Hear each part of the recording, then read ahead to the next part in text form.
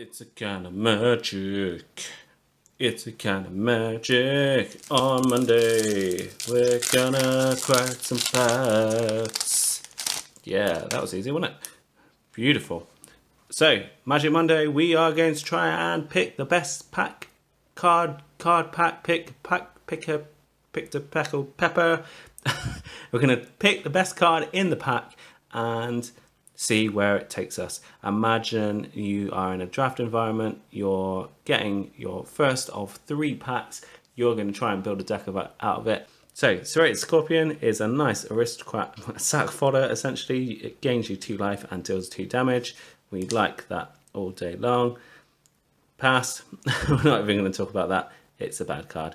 Do not pick Sudden Spinnerets as your first pick. Frostlinks gets you a little bit of tempo, tapping down their biggest threat, and gets you a little body that is a mutate target as well. Good stuff. I think our Scorpion is a little bit better though. In the cycling build, Drannith Stinger is a bit of an all-star really. Each time you cycle another card, it deals 1 damage to each opponent. Cycling for 1. Yes, please. Ah, nice. And Checkpoint Officer, this is going to get you a lot better tempo than the Frostlinks, because each turn you can tap a target creature. That's going to be the biggest threat, repeatable, and it's going to annoy your opponents no end. Next up we have Dead Weight. Enchant target creature. Enchanted creature gets -2/-2. Good for getting rid of little smaller creatures, i.e. these that are annoying. And if your opponent has a bigger threat, it reduces the power and toughness, so it's easier to kill / block. Yes, we like Dead Weight. Ooh, look at this. If we were talking about showcase, alternative artwork, Cloudpiercer. This is a decent card, even without the fancy artwork. It's protection from flying, and it gives you a little bit of card draw each time you mutate. So we like that one. Good stuff. Super Art. This is a card that you can run in any deck because of the colourless. When it enters the battlefield, draw a card, and you can sacrifice it. Target creature doesn't untap during its controller's untap step. So we've had a few examples of cards that tap your opponent's creatures. It just buys you a little bit of time to set up your own strategies without losing that life. So we do like those types of cards.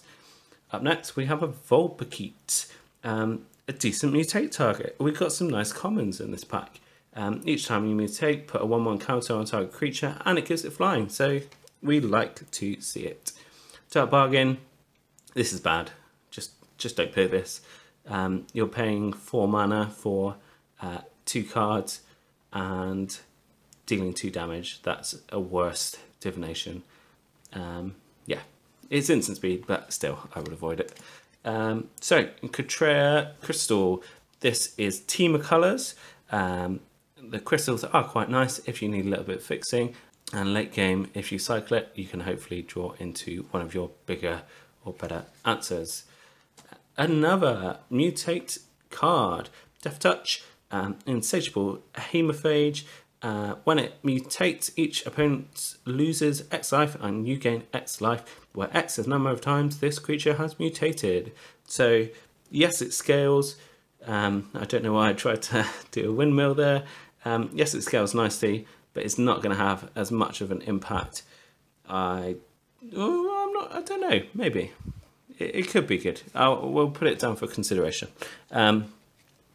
This is a good card.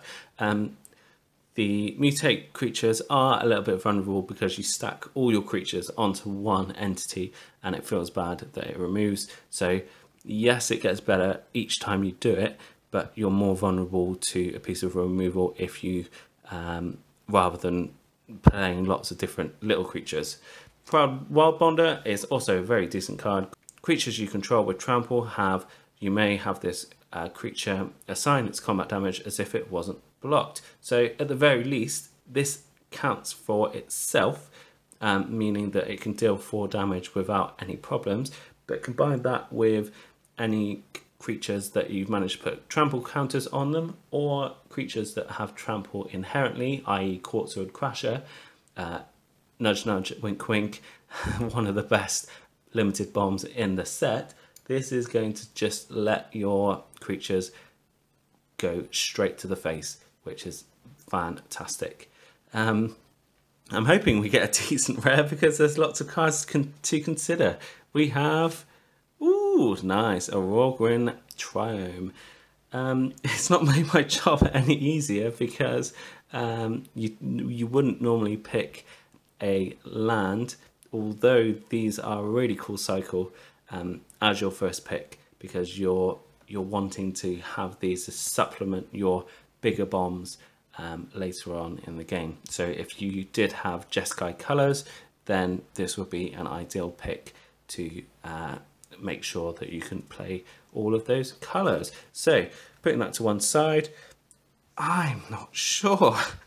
This is probably the most options we've ever had on a Homebrew MTG's Magic Mondays. I think, because we've had a couple of these as higher picks in other episodes, I think I'm going to go for the Proud Wildbonder.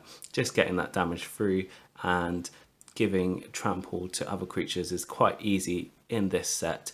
So synergizes super well with those cards, but also guaranteed to deal some damage straight off the bat. Just for 4 mana, it's going to deal a lot of damage, and your opponents will be looking to get rid of it as soon as they can. If you think any differently, then let me know in the comments. If you think I'm a genius and agree with my pick, also let me know. Stroke the ego, you know, give a little love. And hopefully see you next time on Homebrew MTG. Cheers.